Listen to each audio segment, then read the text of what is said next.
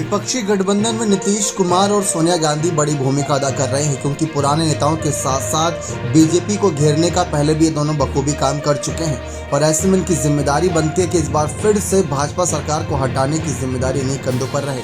लेकिन उत्तर प्रदेश की जब भी बात आती है तो उत्तर प्रदेश से समाजवादी पार्टी, बहुजन समाज पार्टी, भाजपा, कांग्रेस, रालोद जैसे कुछ बड़े दलों के नाम सामने आते हैं। लेकिन यही दल अगर देखा जाए तो अलग अलग पार्टियों में बचे हुए सिवाय मायावती को छोड़कर।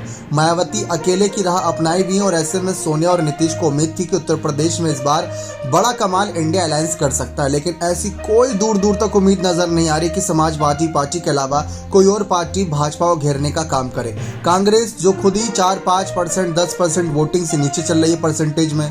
रालोद की बात करें, पिछली बार तो उनको गठबंधन में सिर्फ 3 ही सीटें मिली थी और तीनों ही गंवा दी थी। जयंत चौधरी खुद हार गए थे मथुरा सीट से हेमा मालिनी से। और ऐसे में नीतीश कुमार इस बार उत्तर प्रदेश से चुनाव लड़ने का मन बना रहे हैं फूलपुर सीट से। चर्चा है, अब इस बात की पुष्टि नहीं हुई है। सोनिया गांधी कांग्रेस के एकमात्र सांसद हैं जो कि उत्तर प्रदेश से चुनी हुई है। बाकी और सांसद हैं, लेकिन उत्तर प्रदेश से सोनिया गांधी एकमात्र कांग्रेस की सांसद है। कांग्रेस की अगर बात करें सोनिया गांधी की, तो यूपीए की सरकार में बड़ी भूमिका पहले भी अदा कर चुकी है और उनको पता है कैसे किस नेता को आड़े हाथ लेना है, कब किस नेता पर हमला बोलना है, कब किस नेता का समर्थन करना है।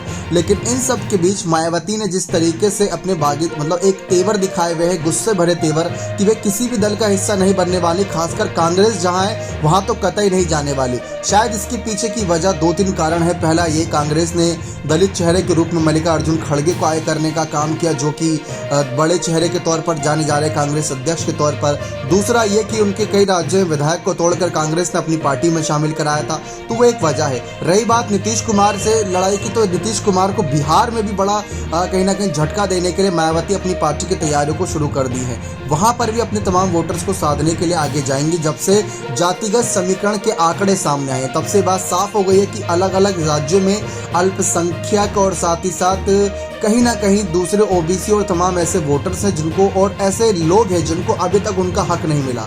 तो मायावती उस बात को लेकर कहीं ना कहीं इन सबको घेरने के लिए तैयार हैं। तो एक तरफ सोनिया गांधी जो इंडिया अलायंस में बड़ी भूमिका अदा कर रही हैं, नीतीश कुमार जिन्होंने ये विपक्षी गठबंधन तैयार किया, तो दूसरी तरफ मायावती का इस गठबंधन में शामिल नहीं होना इन दोनों के लिए किसी झटके से कम की बात नहीं। लेकिन देखा जाए अभी तक दोनों ही नेता ने खुले तौर पर मायावती को कोई ऑफर भी नहीं दिया कि आप अगर इस दल में आते हैं तो आपको ये बड़ा पद या फिर ये जिम्मेदारी दी जाएगी। दोनों ही नेताओं की तरफ से ऐसा कोई बयान सामने नहीं आया। जबकि नीतीश कुमार उत्तर प्रदेश आए जरूर थे, लेकिन सिर्फ अखिलेश से मुलाकात करी थी और मायावती से मुलाकात नहीं करी थी। तो वहीं से कहीं ना कहीं मायावती की नाराजगी और ज्यादा बढ़ गई थी।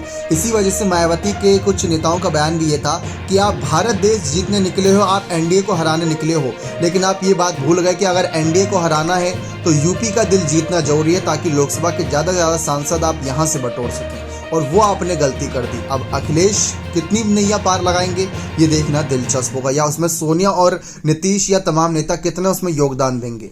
बने रहे चैनल के साथ। बहुत बहुत धन्यवाद।